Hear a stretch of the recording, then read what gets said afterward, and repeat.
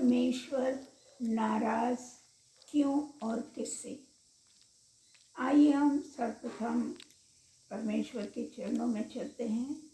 मैं प्रभु का धन्यवाद देती हूँ कि उसने ये अवसर दिया कि मैं परमेश्वर के वचन को आप तक लेके जा सकती हूँ। प्रभु के नाम में आप सभी को मेरा सलाम और प्रभु से यही विनती करती हूँ कि आप सब भी प्रभु में सही सलामत बने रहें।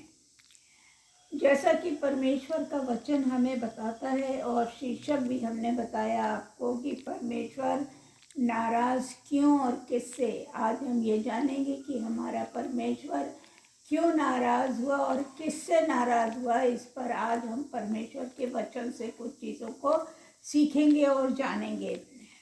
यहोवा के तुल्य कोई भी पवित्र नहीं है। हमारा परमेश्वर पवित्र परमेश्वर है और परमेश्वर के समान कोई चट्टान नहीं। वो चट्टान जिस पर हम दृढ़ता से खड़े हो सकते हैं, वो चट्टान केवल हमारा प्रभु यीशु यहोवा परमेश्वर है। जैसा कि आप जानते हैं कि हन्ना शमूएल को एली याजक के पास छोड़ कर आई क्योंकि वो उसका वायदा था और उसने उस वायदे को पूरा किया। एली याजक के 2 पुत्र थे। पहले का नाम होप्नी और दूसरे का नाम फिनहास था। ये दोनों बालक जो है एली याजक के 2 पुत्र थे। लेकिन क्या था, ये दोनों बालक जो थे वो बहुत ही लुच्चे थे और लफंगे थे और वो मॉरली करप्ट थे और डिसऑनेस्ट थे। पर अपने पिता की भी बातों को नहीं सुनते थे और समाज में, उस समय के समाज में जो भी याजक होते थे, जो भी पुरोहित होते थे, उनकी भी बातों को वो नहीं सुनते थे और वो जो है उनके रिस्पेक्ट भी नहीं करते थे। डिसऑनेस्ट थे और मॉरली वो जो थे वो करप्ट थे। और क्या हुआ कि जब वहीं पर जो शमूएल था वो बहुत ही आज्ञाकारी बालक था और जैसा एली उससे कहता था वैसा ही वो करता था। और लेकिन जो ये दोनों होप्नी और फिनहास जो 2 एली के बालक थे, लड़के थे, ये दोनों जो है वो बिल्कुल भी आज्ञा नहीं मानते थे। उस समय ये होता था कि भवन में जाके लोग अपनी भेंट को चढ़ाते थे और जो भी मनुष्य मेल बलि लेके जाता था, पशुओं का मांस इत्यादि या पशुओं को लेके जाता था, उसकी जो बलि चढ़ाई जाती थी, वहाँ पर क्या होता था कि वो उसका मांस जो है पहले याजक लेता था। उसका मांस जो है पहले याजक लेता था और उसके बाद बाकी जो कुछ होता था वो जो लोग वहाँ उपस्थित होते थे उनमें वो बांट दिया जाता था। वहाँ पर उस समय ये नियम था कि वहाँ पर जो याजक था ना, वो 3 कोने वाले ऐसे तार, जैसा कि आप ये देख रहे हैं, ये 3 कोनों का तार होता था और वो याजक जो वहाँ पर होता था, जो कि उस मांस में से निकालता था, वेदी पे वो करता था, उसमें उससे जो उस 3 तार वाले जो होता था, उससे जितना मांस उसमें चिपकता था ना, केवल उसी को वो लेता था। और साथ ही साथ वो जो था वो जो भी चर्बी जलाई जाती थी, वो चर्बी भी जो है वो सेवक आकर मेल बलि चढ़ाने के बाद जो उसको वो लेता था। और पका हुआ जो मांस था ना, नहीं, वो कच्चा मांस लेता था और उससे उसके बाद जो बचता था वो वहाँ की जनता, वहाँ के उपस्थित लोग जो भवन में उपस्थित होते थे वो लेते थे। और वहाँ का ये नियम था कि जब तक कि याजक उस चर्बी को नहीं जलाएगा तब तक जो है वो किसी को दिया नहीं जाता था। लेकिन जो एली के दोनों पुत्र थे, जो डिसऑनेस्ट थे, जो कि लुच्चे थे, वो लोग हुक्म नहीं सुन रहे थे और वो लोग अपने मन मानी करते थे।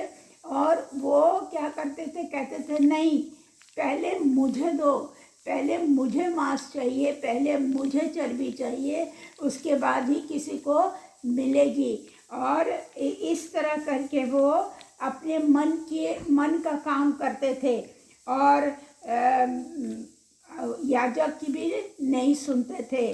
आप ये इसका जो मैं आपसे वर्णन कर रही हूँ, जो मैं चर्चा कर रही हूँ कि कैसे एली के 2 पुत्र थे जो डिसऑनेस्ट थे, लुच्चे थे, उसका वर्णन आप पहला शामुएल 2 उसके 13 से 16 में पदों में पढ़ सकते हैं। पर एली जो था वो बहुत ही सज्जन था, बहुत ही अच्छा था और उसे बहुत ख़राब लगता था। लोग आके उसकी शिकायत उसके बच्चों की उससे करते थे कि तेरे बच्चे ऐसे लुच्चे हैं, हुक्म नहीं सुनते हैं, ज़बरदस्ती करते हैं। और जब वो ये सब सुनता था ना तो उसे बहुत दुख होता था, क्योंकि वो आज्ञा नहीं मानने वाले बच्चे थे और ज़बरदस्ती वो करते थे। तो और जब कोई उनको नहीं देता था तो कहते थे मैं ज़बरदस्ती छीन लूँगा।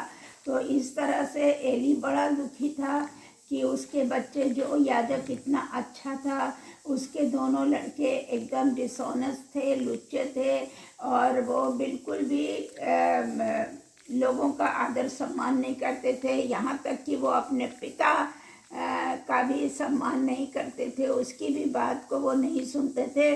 और फिर क्या हुआ, उसने इस कारण से परमेश्वर उन लोगों से नाराज़ हो गया। अभी हमने आपको बताया था परमेश्वर नाराज़ क्यों हुआ। परमेश्वर नाराज़ हुआ जो है उनके आज्ञा ना मानने के कारण, क्योंकि याजक के जो उस समय नियम थे, जो भी चीज़ें थी, उसके वो लोग विरोध में करते थे, वो लोग ज़बरदस्ती करना चाहते थे। और कौन करता था वो, जिनसे परमेश्वर नाराज़ था, वो थे एली याजक के दोनों पुत्र होप्नी और फिनहास। तो इस तरह से करके वो दोनों जो थे वो परमेश्वर की आज्ञा के विरुद्ध जा रहे थे। लेकिन फिर भी जैसे एक पिता को अपने बच्चों से प्यार होता है और जब वो जगह जगह से उस बच्चों की शिकायत सुनता है तो उनको समझाने का प्रयास करता है और समझाता है कि देखो जो तुम कर रहे हो वो गलत है। मुझे तरह तरह से बातें सुनने को मिल रही हैं, लोग आकर मुझे बता रहे हैं, लेकिन उन पर किसी तरह का कोई असर ही नहीं होता था और वो अपने मन की करते थे।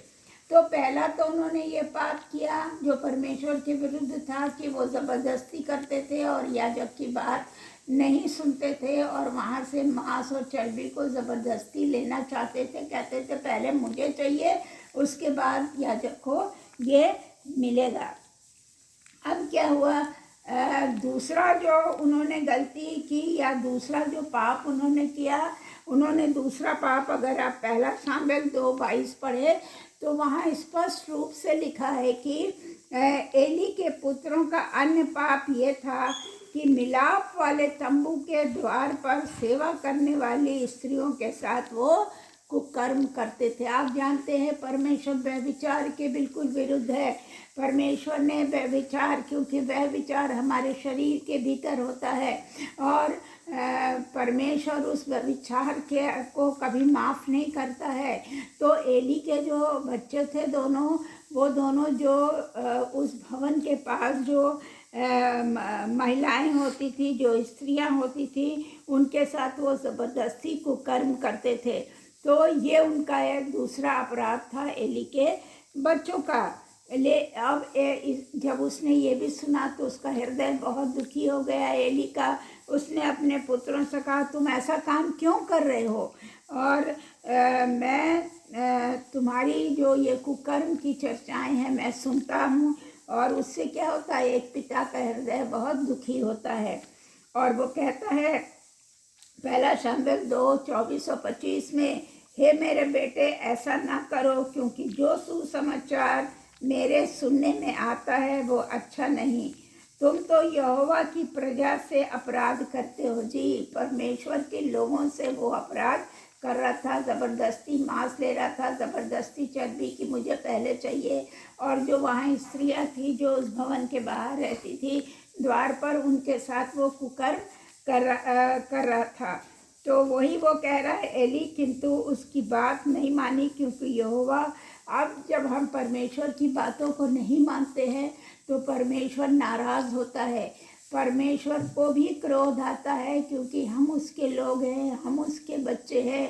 और जैसे एक दुनियावी माता पिता जब बच्चे हुक्म नहीं सुनते हैं तो वो भी क्या करते हैं, क्रोध करते हैं, अपने बच्चों को समझाने का प्रयास करते हैं, कभी कभी उनको ताड़नाएँ भी देते हैं। तो ऐसे ही हमारा परमेश्वर भी हमें ताड़नाएँ देता है, लेकिन जब हम नहीं सुधरते हैं तो क्या होता है, परमेश्वर ने ऐसा ही किया। उसने क्या कहा कि वो इन दोनों लड़कों को क्या करेगा, मार डालेगा।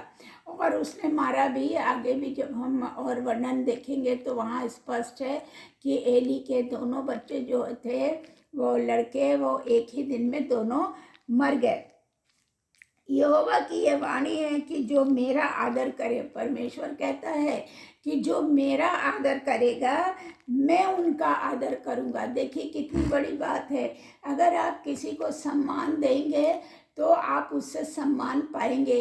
ऐसे ही हमारा परमेश्वर भी कह रहा है कि जो मुझे आदर देगा मैं उसे आदर दूंगा, और जो मुझे तुच्छ जानेगा वे छोटे समझे जाएंगे। जी, हमें परमेश्वर को तुच्छ नहीं जानना है। क्यों? क्योंकि उसने हम लोगों को बनाया है, उसने अपना श्वास हम लोगों के भीतर फूंका है, डाला है, और हमको एक जीवित प्राणी बनाया है।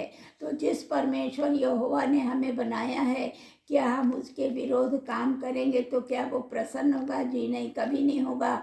वो हमेशा ये चाहेगा कि हम उसके आज्ञाकारी रहे, हम उसके बातों को, क्योंकि परमेश्वर कोई गलत आपको नहीं सिखाएगा, परमेश्वर आपको सच्ची राह पे ले जाने का प्रयास करेगा। हम शैतानी वश में आके तमाम ऐसे कामों को करते हैं जिसे परमेश्वर नहीं चाहता, लेकिन प्रभु परमेश्वर हमेशा हमारी ताड़नाएं करता, हमें बताता, हमें सिखाता है कि देखो ये गलत है, ये काम छोड़ दो। ऐसे ही हुआ। फिर क्या हुआ, परमेश्वर ने उन पर क्या कहती है, विपत्ति डाल दी, और दोनों उसके लड़के एक ही दिन में मर गए। और उसने एक और नाराज़गी में, जब हम लोग नाराज़ होते हैं ना तो माता पिता भी अपने बच्चों को कुछ कुछ अपशब्द भी कह देते हैं। तो हमारा परमेश्वर ने भी एक शब्द कहा कि तेरे बच्चे कभी भी क्या है, बुढ़ापा नहीं देखने पाएंगे। इसका क्या मतलब हुआ? इसका ये मतलब हुआ कि वो जवानी में ही उनकी मृत्यु हो जाएगी। और इस तरह से वो बहुत नाराज़ हुआ। हम लोग क्या करते हैं, सांसारिक चीज़ों से अपने आप को तृप्त करना चाहते हैं, लेकिन हमारा यहोवा ये नहीं चाहता। हमारा यहोवा चाहता है कि हम उसके पवित्र वचन के अनुसार अपना जीवन निर्वाह करें, उसके बताए गए वचनों के अनुसार हम अपने कार्यों को करने वाले हो सके, और हम उसकी शिक्षाओं को मानेंगे। और तभी प्रभु ने कहा है, मैं तुमको तुम्हारे बुढ़ापे तक लिए चलूँगा। जी, आप जब परमेश्वर की आज्ञाओं में चलेंगे, जब आप परमेश्वर की इच्छा के अनुसार चलेंगे, उसके हुक्म को मानेंगे, तो वो आपको बुढ़ापे तक आपके साथ, वो उसका वचन कहता है कि मैं तुम्हें बुढ़ापे तक लिए चलूँगा। आप देखिए जो है आमोस 5 अध्याय उसके 6 पद में लिखा है, यहोवा को खोजो तब जीवित रहोगे। जी, जब तक हम परमेश्वर को खोजते रहेंगे हम जीवित रहेंगे। और जब हम परमेश्वर से दूर हो जाएंगे, जब हम परमेश्वर से अलग चले जाएंगे, तो हम बहुत ही शीघ्र परमेश्वर नाराज़ हो जाएगा और हमारा जीवन का अंत हो जाएगा। निर्गमन 20:4 में इस प्रकार लिखा है, जो मुझसे यहोवा से बैर रखते हैं उनके बेटों, पोतों और पर पोतों को पितरों का सा दंड देता हूँ। जी, परमेश्वर जब नाराज़ होता है तो वो हमारे कई पुश्तों तक उसका दंड जाता है। इसलिए हमें परमेश्वर की बातों को मानना है और उसके अनुसार ही करना है। तो मेरा आपसे यही अनुरोध है कि हमारे बच्चे जो है वो होपनी और पिनहास की तरह ना हो। हम माता पिता को चाहिए कि हम अपने बच्चों को लेकर उनके साथ बैठकर उनके साथ प्रार्थना करें। कभी अपने बच्चों को आप अपशब्द मत बोलिए, क्योंकि वो अपशब्द परमेश्वर पसंद नहीं करता है। आप उनको अच्छी अच्छी बातें पवित्र वचन से बताइए और उसके अनुसार उनके साथ बैठिए और प्रार्थना करिए और हमेशा सकारात्मक शब्दों का प्रयोग करें। कि ऐसा नहीं है कि हम गुस्सा हो रहे हैं तो अपने बच्चों को डांट रहे हैं, गलत बातें कह रहे हैं। ये सारी चीज़ें हमें नहीं कहनी है। हमें अपने बच्चों के साथ सकारात्मक रूप से बोलना है, अच्छी बातें बोलना है, उनको अच्छे मार्ग पे लेके चलना है। तभी जो है वो बच्चे आगे परमेश्वर के मार्ग के अनुसार, परमेश्वर की आज्ञा के अनुसार चलेंगे। और ये भी देखा गया है कि हम लोग जो हैं वो